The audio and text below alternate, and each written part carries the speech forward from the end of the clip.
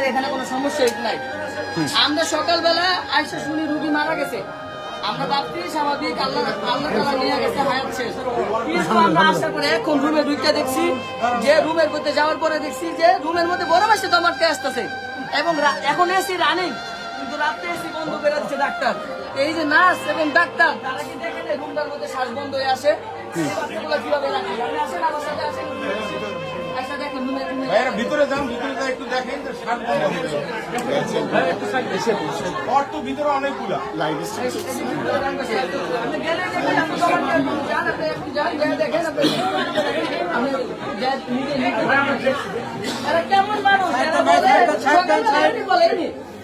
দর্শক ইতিমধ্যে কিন্তু ডিএমপি কমিশনারও এখানে এসেছেন, রমনা জোনের ডিসি এখানে এসেছেন এবং পুলিশের পক্ষ থেকে কিন্তু অতিরিক্ত নিরাপত্তাও কিন্তু এখানে নিশ্চিত করা হচ্ছে। আমরা যদি দেখানোর চেষ্টা করি এবং উত্তপ্ত অবস্থা আসলে বিরাজ করছে, আমরা যদি দেখানোর চেষ্টা করি।